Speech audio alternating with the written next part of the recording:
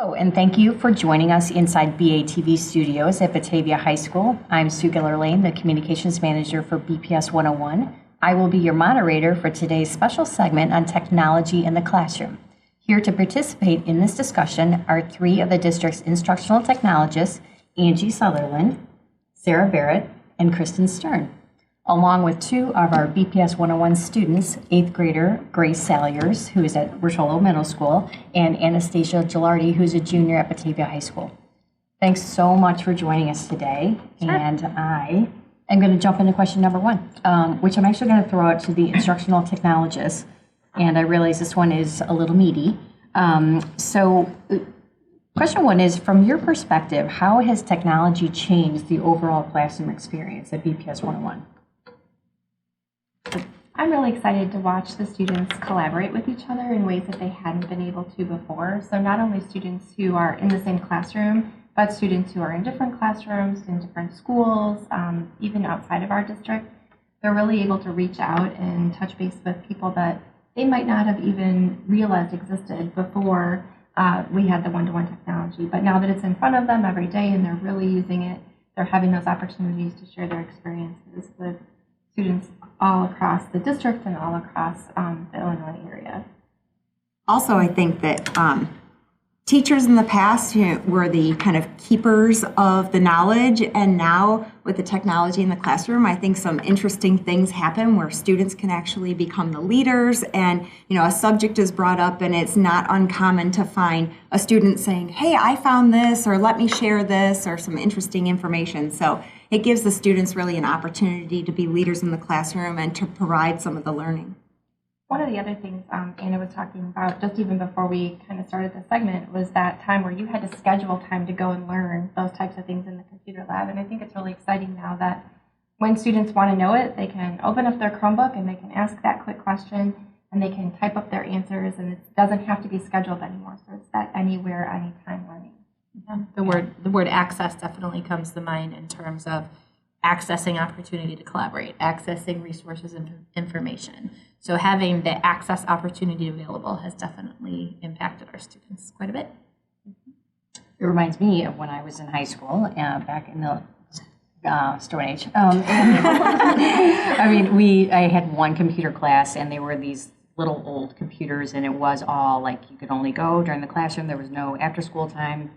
It's amazing how things have evolved. So. It is. It definitely, I think about my last year in the classroom when, a lot of our standardized testing has moved into a digital format, and that made it very difficult to schedule long project times or things that were available for at least the little kids at the elementary level. So taking that piece away has opened up to opportunities that we were starting to lose a little bit because so many other things were required to have the computer labs for.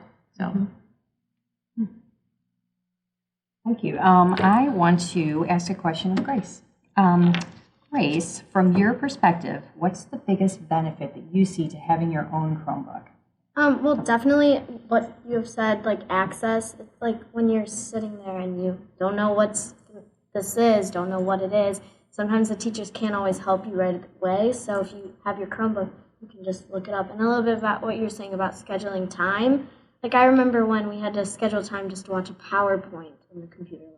Like now it just seems like it's known that we use PowerPoints and we use projectors in the classroom to display like Mimeo things to do work on the board and stuff. Like it's just a given compared to like when we actually had to go into like a room and actually like schedule the time and go to a specific time and stuff like that.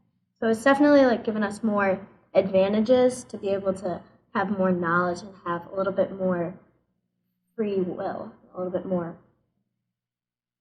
Now, does that allow students to go at different paces? Do you find that happening in the classroom too, where some kids, might need to spend more time on one thing and other kids can Yeah, definitely, like if you're struggling more, it definitely helps you be able to look for more help and find more help. And then our LRC relies us with a bunch of like databases that are helpful for like reliable sources. So we can look at those too compared to like just looking at sites that don't mean anything. And so it gives us the knowledge of not just being able to have more knowledge, but also having the knowledge of what's real and what's not real compared to always having textbooks that we know are real and know are reliable. So it gives us more of like thinking and having to think about if it's reliable or credible. What an awesome point, because before you almost kind of spoon-fed that information. Here's some information, it's reliable, but now you're at even younger ages really having to look at that information and deciding, is this accurate? So you're learning some of those skills from much earlier age. I had not really thought of that before. Evaluating the sources is definitely a piece that has to be kind of tackled at a younger grade, even before middle school. It has to happen with the younger grades. Absolutely good And point. that's so important with all the information out there that you're able to discern which is, like you said, credible and which isn't. That's good. Anastasia, question for you. How has one-to-one technology, which means having your own computer individually, changed your classroom experience at Batavia High School? Well, when I was a freshman and I started high school here, we had computer labs and we had to schedule times for certain classes that you needed the computer for. And now that we have our own Chromebooks, we do get to work at our own pace. And for example, English, if you're writing an essay, you don't have to wait until the day that we schedule computer lab time. You can work on it when it's convenient for you. And another big advantage is you don't have to have your laptop, you don't have to have a laptop or a computer at home either. You can have your Chromebook with you at all times. You can bring it back and forth from home to school and have all of your projects and all of your presentations and whatnot, your essays all on one convenient laptop, and you don't have to worry about having one at home or having to wait for computer lab time. So it really does make a difference. And also what Grace said too, it's really easy to get information, really easy to get other sources besides just things that you're given in school. So it's provided a lot of help. It's very helpful for us to be able to be successful students. When did you start using Chromebooks? Were you a freshman? I was Or a sophomore. Okay. Sophomore in high school, we started using Chromebooks, and at first it was a really big learning process. And another thing with the Chromebooks is you do have to be kind of tech savvy, so it's really taught us to become more in tune with new technology as it comes out. So when we started with those sophomore years, a big learning process for teachers, for students, trying to get used to only using technology and not as much books and papers. So it was interesting. Do you find a lot of your teachers are kind of moving toward having a lot of things available for you on the Chromebook? So it's kind of that anywhere, anytime. So when you're home, you can access those resources? Yes, almost all of my teachers now have their own website and they have their resources. So they'll have our homework sheets online just in case you forget what it is at home. In math, it's still a little bit more of the paper pencil because you kind of have to be. But they have all moved toward having worksheets online, having your textbook online, so you're not using as many print sources, and you don't have to carry that heavy textbook back and forth, and you don't have to remember to bring your textbook back and forth. It's always there for you. But when I did start using the Chromebooks, teachers were very hesitant about the Google Classroom and the virtual part of the Chromebooks, but now they're all moving toward a little bit more being comfortable with it. So. Yeah, my teachers in my classes, a lot of times now we're moving towards turning things into Google Classroom now, and it gives people a wide variety of time frame just to in case you're that type of person who works late at night, you can't work right when you get home, and the people who get home right away and they work right away, those type of people, it gives them more of a variety instead of having to turn it in the next day, lose that paper, because it's kind of easier for those who are not as organized to just turn things in right away. Think about that, yeah. I was going to say, could Yeah. either one of you elaborate just a little bit on what exactly Google Classroom is from the student perspective? Google Classroom is a really easy way to keep all of your classes intact and your assignments organized. You'll have a classroom code that you start off with at the beginning of your class or your semester, your trimester, whatever it is.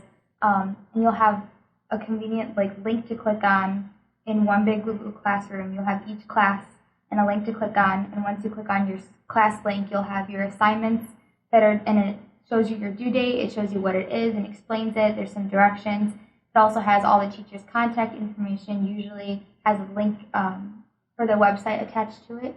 So Google Classroom just keeps everything all in one place, and it's really, really convenient. Yeah, a little bit more about what Anna said is then there's also a calendar aspect where it takes all your assignments that are due and puts them in a calendar for those who need to know and prioritize their time and prioritize their, like, when they should do this, when should do that. It really is helpful for those. We've often felt very fortunate that Google Classroom rolled out just as we rolled out one-to-one. Right.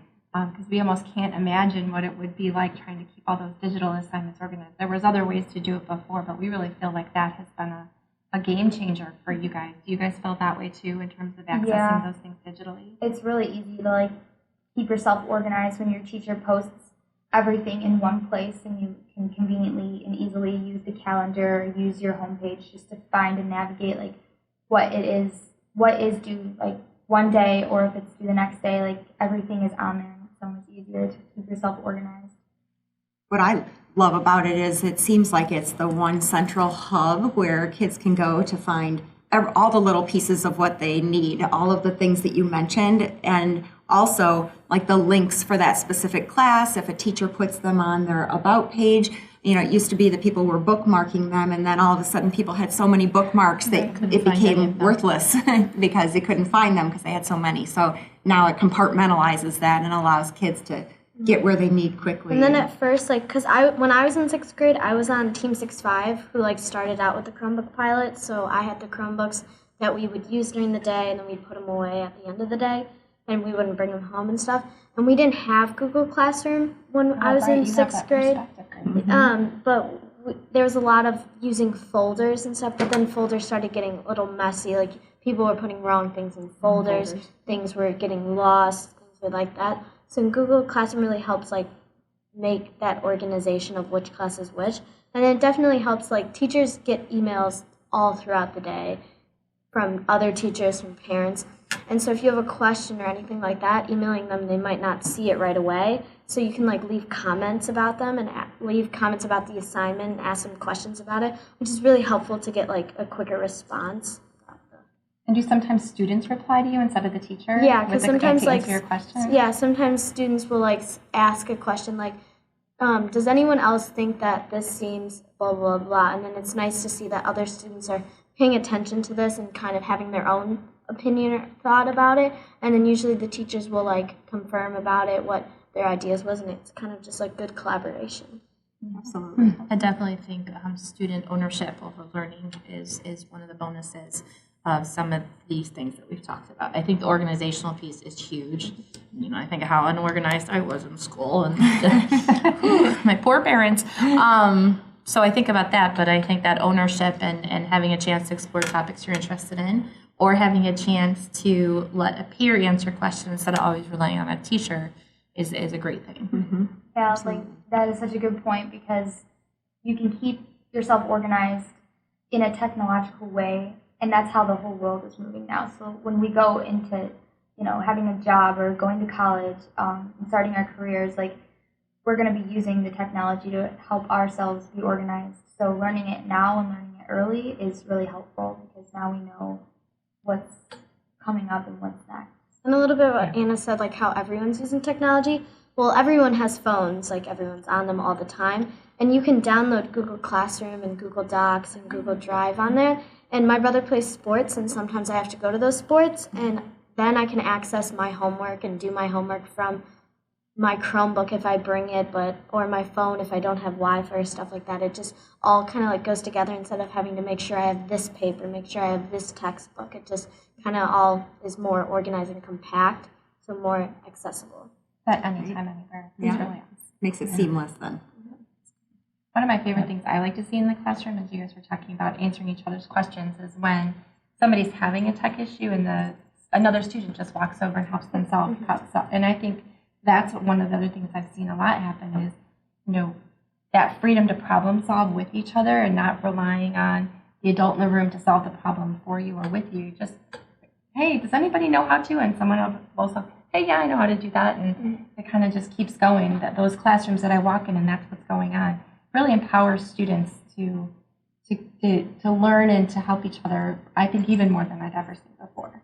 And because of that, then it allows the teacher then to focus on, you know, the task at hand, or to give that individualized attention to people that need it, and they're not constantly troubleshooting the technology because the kids are able to help with that. I find it kind of funny that a lot of the time, some kids or some students in the classroom will actually know how to solve a tech problem that the teacher can't solve.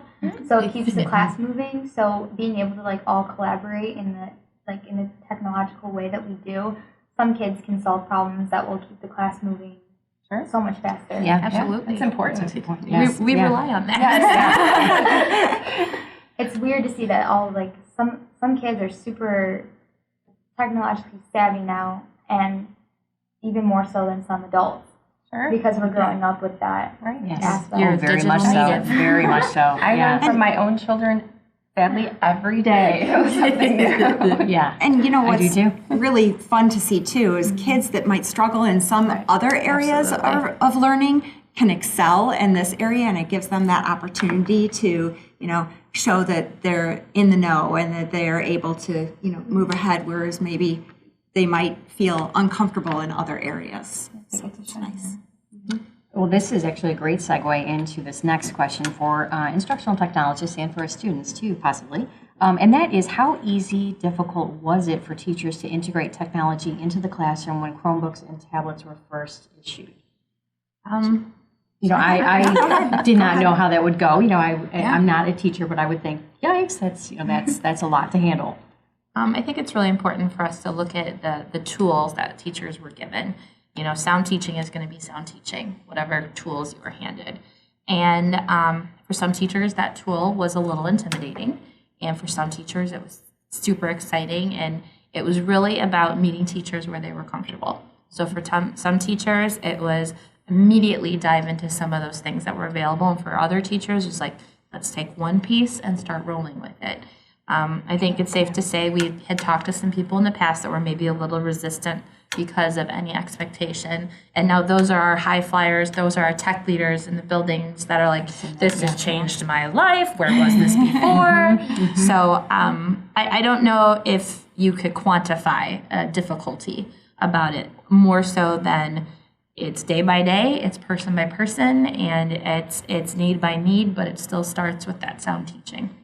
Everybody's moving forward, and they're all on their own path. Everybody's making the journey to success, and that success might start at different places, but everybody is moving forward. So it's really important. And I always think it's funny when I talk to people in the community and they say, oh, well, I bet some of the older teachers or some teachers who, haven't had experience with technology have really struggled with this. And I honestly have found that those aren't factors at all, that we have, older teachers in the district or people who haven't had experience that have totally embraced the change. And I think that, the most important factor that has led to success is when teachers are willing to take a risk and put themselves out there in front of students and allow their students to be on that journey with them and become leaders with them instead of feeling like they need to control everything that's happening. I really think that you see everyone in that classroom grow and not just the teacher or not just the student in that situation. And I think the most successful, both these girls pointed out, is that teacher who's willing to say, hey, I know you guys know this, you can help me. And they're willing to have the students learn with them those new apps or the new websites or whatever it is that they're doing, and really allow the students to be the leaders in the classroom, where it's not just the teacher standing up front. It's when you see that happening, as soon as teachers are ready for that, you definitely see that teacher turning a corner and saying, oh, this is perfect, I love this. I can't count the number of teachers who've said, now what? What would happen if this went away? Because now I'm in this place, and I can't imagine doing it differently. We often say, keep moving forward, or we talk about failing forward in our I like team. that. I like that. Yeah. So keep moving forward. If a teacher is worried that something didn't go right, we're like, that's how you grow. That's how you keep moving forward. and we as teachers are constantly telling students, to embrace that growth mindset, that fail forward. If you fail, learn from those experiences and keep moving forward. And I really think that teachers who put themselves out there in that position are great role models for students, not only just talking the talk, but also, walking that walk and putting themselves out there. And sometimes you have a failure. I know that we as instructional technologists go into a classroom, try something new, and we're those failure role models. But it happens, and you all learn from that. And I think in the end, everyone ends up stronger. And that's one of our rules in the district is we will go in and that teacher who's feeling a little bit more nervous or feeling a little bit more hesitant, we'll come in and we'll co-teach and we'll model so that they don't have to feel like, okay, I'm going to fail in front of all these students. We will fail for you. Right. We're really good at it. But we'll come in really and cool, we'll do that so they can watch us and they can see, oh, this is how this works or this is how this can easily happen. And by the time the students are so used to the tablets or the Chromebooks, the kids are often using them and the teachers don't even know what happened. They're like, oh, well, I guess we're in. So it's fun to watch. Well, it's like really good just to see the advances the teachers are taking. Like I remember we had the Epson projectors where they would put it on the clear template of the work, and we'd write it with the Epson markers, and it would project on the screen. And then to think that, oh, now we're in projectors that you can go off your computer and go from something to your computer. It's really like neat to see that the teachers are taking these steps to help us have a little bit more interaction of the working, a little bit more interaction with, and being able to see more of the work or the more of the thing we're going over. Mm-hmm. Anything you'd like to add, Anna? I think you guys covered it really well. It's just really great, like Grace said, to see like teachers making that extra effort. And it's not easy to learn all of this technology at once. So for the teachers to like take extra time out of their days to really advance themselves and really help us learn is like really respectable, because then that's making our lives so much easier and that's making our school experience so much easier. So, I mean, they already have their job, and for them to be taking that extra step is really great. That's so nice. That's really nice, yeah. Okay, here's a question I'm really interested in hearing the answer to, and that is any interesting applications of technology that you've noticed in the classroom and can share. And I'll kind of put this out there to the instructional technologists first, and then maybe you guys can piggyback on this. But, looking at what is happening in the classroom that you've been really wowed by? Oh my gosh, there are so many examples. How long do we have? Right. There's so many. There are just maybe giving a couple examples. I think one huge thing is just that collaboration piece. We see kids, collaborating with experts and people outside of the country and outside of the community, and they can, for no cost at all, interact with those people and get that experience that they might not have had otherwise. That collaboration with other kids in other countries and environments where they can see the cultural differences and still also see the similarities between them, and to make the world really a smaller place is really interesting. I also think that, just collaboration with kids in their own class where they're working on a document together, but they're maybe in different parts of the room. Or if I walked into a classroom and the group was meeting together and they were working on a group project, and someone who was sick at home was typing on the document and participating in that group project, even though they couldn't be there at school. Just a lot of opportunities that kids haven't had in the past through collaboration. And there are many other things. I'll let you guys tell about some other examples. I was just thinking, even on a more specific scale, the fact that we had as many students as we did participate in the Hour of Code in December. We had even kindergartners working on computer coding, and to have them exposed to this thing that is so prevalent in our world and our culture, they thought it was like the greatest thing ever. They're like, oh my gosh, I told the thing what to do. For them it was like a game, but now we're having coding clubs, and this is just with the little kids. Older kids have some more things to do. So just in letting them see those things that they maybe didn't know were out there, but they were using all the time, to let them kind of open up and see, well, this is how this works. Oh, I can do that. How can I try? And just kind of bringing that curiosity and that, just wanting to do something that they hadn't done before. And the excitement and the realization that they have that they can actually have an impact on their own learning, and they're, telling a computer what to do and programming it essentially, because, they've all played games or things on their phones, and then to see that they could be the creators of that is just so empowering for them, and it's really fun to see their excitement. And I think the creation piece is the thing I get most excited about as a person who can't draw a stick figure. Being able walking in, and some of those students, they really don't feel confident in their ability to create on paper and pencil. But to create digitally is a very different skill. So I'm watching them create these stories and create these projects and create things that, maybe on paper and pencil they would have just drawn a couple dogs or whatever, but they're able to create these digital worlds that, really brings out some of their stories that they're trying to tell. And so I think for me that's the most exciting thing, because it gives them one more way to communicate and collaborate or create their ideas that wasn't there in front of them every day. They might have gone to the computer lab before, but now if they want to draw something, or they want to create a story, they can do it right there, and they don't have to have that skill of drawing it. They can really just bring all the elements together in one place. And it's not to take away those other skills. And I think that's so important to mention that those are always options. It just extends the options that they have. And so for those kids who feel more comfortable creating in a different way, it gives them other avenues. Different mediums. Mm-hmm. Yeah. Any interesting applications of technology that you have used in the classroom? I definitely noticed. Back to participation.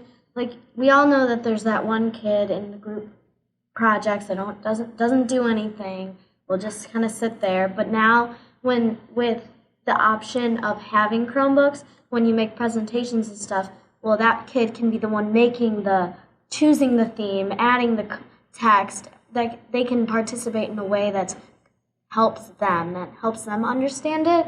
And then those who are a little more the leader type, myself included. No. But they can also participate, but not where they're overbearing and overstepping where no one else is doing anything. So it's a little bit the fact that you can share it with other people and you all can be working on it at the same time. They can be like, oh, I'll type some of this, you type some of this, and then you can see what other people are writing and say, oh, that's a good point, that's a strong point. I think I should say something about here, or using some constructive criticism, saying maybe that should go more over here instead of here. So it kind of a little bit more of collaboration as well as participation, which provides for a better project and more understanding of the subject or what you're learning. Yeah. Are you sure you're only in 8th grade? Yes. Gracious.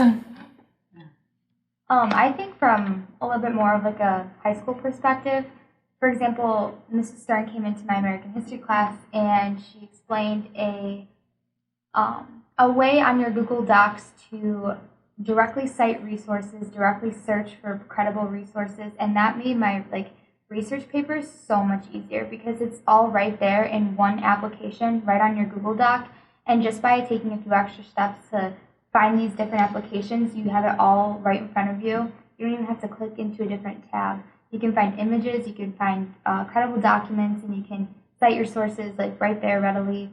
So it's made the more difficult parts of high school and having to write those difficult essays or research papers so much easier. So that's been a really big. Mm-hmm. And it's funny because those are the little things that people probably don't think of. They probably think of what are the big exciting things, but I think those things can be game changers for kids, especially the ones that maybe don't start writing because they're afraid of doing some of those other pieces. And so just those little additions that can make just anybody's life a little bit easier. Right, I and think it makes that it is a game quicker. changer. It made it so much quicker for us to be able to find things that we needed and not have to sift through so many different things. It's made it a lot quicker and concise, and you get a lot more done in a lot shorter amount of time. Oh, go ahead. I was just going to talk a little bit about gamification has changed, I think, student engagement a little bit, just in terms of taking tasks that might have been a little mundane and turning them into something where there's a little bit of a competition and there's a little bit of a, hey, you're going to get to the next level, just in terms of something they want to achieve. I just even think something small. My son's a 3rd grader and they use something called Prodigy. It's math practice, but it's set up in a gaming system. So he begged me to become a member on the site. So now as a parent, I said, okay, I'll pay for you to be a member, but now I get feedback on his math progress. And just today, I was able to pull and say, wow, he's doing great in geometry. He's doing great on multi-digit addition. We're struggling a little bit with division. So as a parent, I get that feedback in just another avenue, but for him, it's just a game.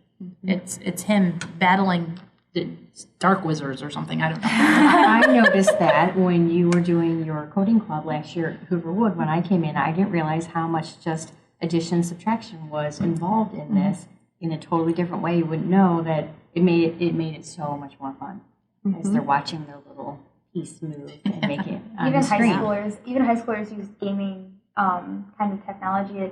We use this thing called Kahoot in many of my classes. Oh, we use it too. Yeah, and it goes from middle school to elementary school to high school. Even high school students love playing Kahoot because you can see like the leaderboard, and after you get a question right, or if you answer the question the quickest, your name starts to move up on the leaderboard, and you see the leaderboard after every question, and just kind of gives us more of like an interactive feel for actually learning and actually studying your like content. So But it's great for teachers too because they can check for understanding, and their students maybe aren't even aware that they're checking for understanding because they're doing it in such a fun way. But just a quick way to check almost every single day, whether you're using Kahoot or some other way, that formative assessment is so much faster because the students have their devices and they can engage in it. And then before they leave, you have your answer. Did they get it or did they not? And even like things like more literal, more like on a website called Quizlet, like just putting in your vocab words. So some kids at first, when they put them in, they're like, oh, it's just study words, put in. Well, then they give options to, do you want to study the flashcards? Do you want to get quizzed? Do you want to play games on it? It just gives more of a variety for like, depending on if you're that type of person, I need to look at the flashcards, or if you're that type of person, I'm going to play a game. Maybe this will help me. So it just kind of helps everyone. You were going to say something. I was actually going to say the formative assessment piece, so Yeah. that you guys it all kind of led us back to that same place. So. After the kids enjoy the Kahoot, the teachers can take a look and see. They can take the temperature. Well, and I find teachers adjusting. It used to be that we would give a quiz or do something in class, and then you would take it home, and then you would grade it, and then by the time you could adjust your instruction to meet students' needs, we were already past that. So I really find that as I go through classrooms, I see teachers adjusting their lessons and their activities on the fly based on that quick formative assessment that they're getting from games or from little, quizzes or things that they're doing. And not that they weren't doing that before, they're just, again, now have different opportunities, and I think their toolbox has grown for ways that they can actually do that for kids. So And it's really a having that benefit. instant kind of information. Right. Just some of the tools that we offer or we have the teachers work with, it gives them that instant feedback so you can address it the next day, where even if you have an exit slip on paper, you might not get to it that night, so it's 2 days later. So just compounding that time to keep it at a more relevant speed, I think guess. that's so valuable that we do have, like on a Kahoot, when you get a question, everyone answers the question, they'll get a pie chart of who got it and who didn't, who got the right answer and who did not. So after class, even after we just finished the Kahoot, they'll go back and they'll review those problems and make sure everyone understands. So it's almost instant feedback, especially when you use things like that give you such quick responses. Huge impact. Anna, I'm going to send you a question. And I know you're a high school junior, and I'm curious to know, how do you feel that your experience with one-to-one technology in high school may help you as you graduate, go to college, or go into broadcasting, or in your career? Do you feel like it will give you a leg up, or? Well, yeah, I'm going to be studying TV and media in that area. So obviously everything now in TV and media is very digital and very all on the computer.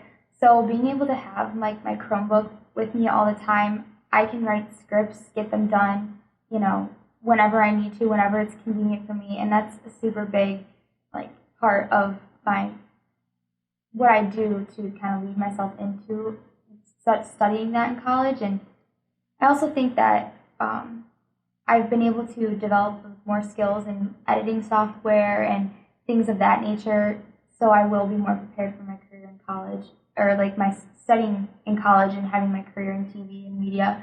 So I feel that I talk to some of my other friends from other schools that want to go into the same things that I do, and they don't have the one-to-one technology that I have, and I do tend to have a little bit more knowledge about how to organize everything on the computer, how to use more software on the computer. It's just really valuable to have that experience, especially especially for the field I'm going into.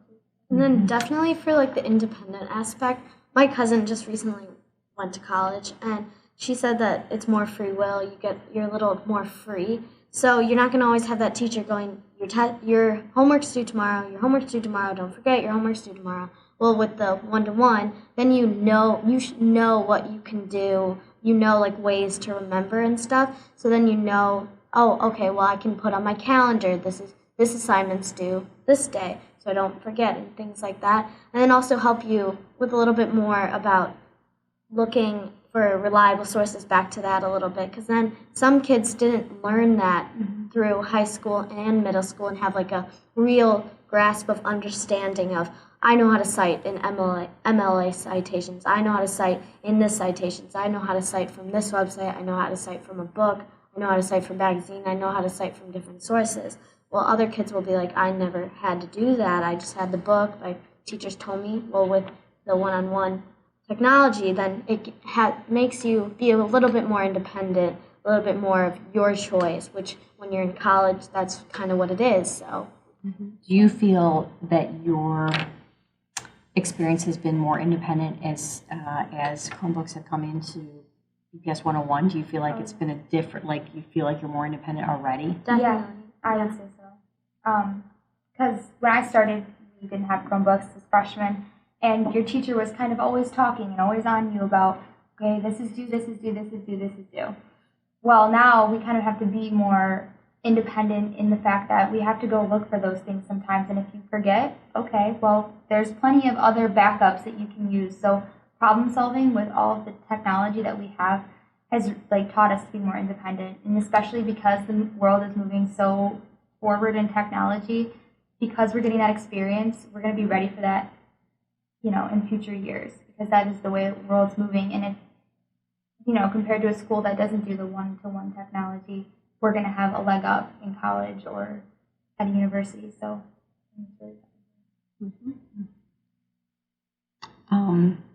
Okay. Coming up Thursday, January 28th, the district is going to host a tech luau, and it's going to be hosted by our instructional technologist. And I would like to open this up to the instructional technologist to talk a little bit more about this district-wide tech luau and who's invited and what exactly it is. Well, you had mentioned that some of the exciting things, you wanted us to kind of share some of the exciting things, and we really wanted students to share the exciting things. You heard from these two ladies, they're really excited about what they're doing in their classes, and we want students to talk about what they've learned, what are they doing with technology in their classrooms. So we opened it up to the district, to both teachers who might encourage their students, but we also opened it up to students who just might want to come and show something great that they're doing. And so they signed up independently, so for all of our 6 elementary schools, and then we're going to host it at one of the elementary schools. And some students are doing it in groups, and some students are doing it on their own, and they're kind of independently leading themselves through some questions that we generated for them, just to kind of think, what's the application here. And so we're excited. We're excited about what's going to happen. I think it's really important that people know that this is a community-wide event. Whether you have a child in elementary, students are the student leaders who are going to be presenting, and whether you have a child in elementary school or not, I think it's really important for the community to know what our students are doing and what is important for them to show and tell. We did not pick topics. We did not, create the questions that participants there can ask the kids. It all comes directly from the kids. And so I have found it really exciting to see the topics that they've chosen, anywhere from some of the coding they've done to the collaboration in Google Docs to using the accessibility settings on a computer to help them learn better in the classroom. There's really a huge variety of things that the kids are presenting. We have about 53 or so students signed up to present, which is fantastic. And really, it's just a general laid-back show and tell night. They're not presenting a prepared presentation, demonstration, but they're going to just show what they're doing and talk about it. And they have created some questions that people can come and ask them, just so there's no big surprises for them, because we have to remember there's kids from 1st through through fifth grade presenting that night. So I think it'll be a really great night. And it's in the evening on January 28th on a Thursday at the J.B. Nelson Library. So everybody's invited to join us. I think it's going to be a really neat evening and a great opportunity for the kids to showcase their learning. And they're getting, especially the little ones, are getting pretty excited about the opportunity. Yeah. So it's a little funny to talk to, what are you going to present about? That thing. Okay. Let's talk it through a little bit. And then they're able, after you say that, then everything, and they're ready. And just like these two, I mean, the kids who are presenting and showing are really excited about the things they're doing, and they're way more prepared than I would have ever been at that age. They're just amazing to listen to and watch. Yeah, and they've done, like you said, they've had kind of a checklist just to run through of an outline of things we suggested. But in terms of the idea, to the terms of what materials they want with them, to the questions people can ask them, to the specifics of the tool or the whatever it may be. Whatever it is, they are the ones that have taken ownership over the sharing. So it's amazing. Yeah, I think any community member who goes will learn a lot. Will come away and be wowed. I really And do. it'll have lots of fun. Yes. Okay, last question for our special show, and I'm going to throw this out to the students, and that is, in one word, I would like you to describe how you feel about your Chromebook. Well, there's probably a ton of words you can describe, but I definitely would have to say opportunity, because there are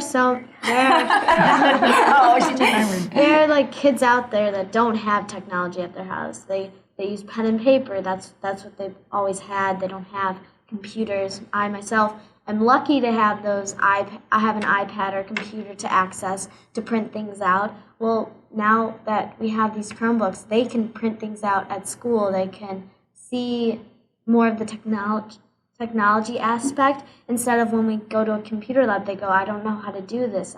It gives them like the knowledge to know a little bit more about technology, as well as getting more information about the subject that we're learning, and gives them like their own speed. Teachers go at the speed that they think is right, and sometimes it doesn't work for some people. Sometimes it doesn't work for other people. Mm-hmm. Well, then the people who are, this is too slow, they can find more ways to challenge themselves by, whether it's going for math, going on Khan Academy and finding different like higher level challenges for them, or the kids who are too slow, finding ways to ask their teachers or making more notes about things. It definitely gives them the opportunity to go their pace and an opportunity to be able to get more of that advantage of having technology. Yeah. Since Grace took my word, I would say beneficial. And I say that because now looking at it, I'm going to have to use technology so much when I'm older, in college, in the real world, when I have a job, when I have a career. And if I weren't to have these opportunities to have my own Chromebook, to be able to learn all of the technology so well and work with it for so many years, I don't feel like I would be as much at an advantage towards college and jobs. Like, it has taught me so much, and it's gotten me used to using technology, so it's very beneficial to be able to learn with that and grow with that and practice with that, so it'll make me a better student in the future. Thank you so much. This was really, really Thank you for having us. This was us. a neat opportunity and very beneficial. She stole your word. Yes, but thank you very much. This is really neat.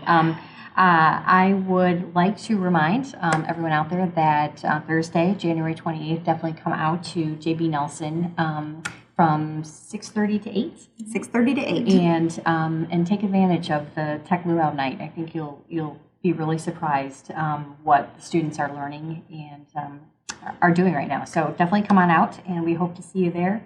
And thanks so much. Thank you so much for having us. Thank you.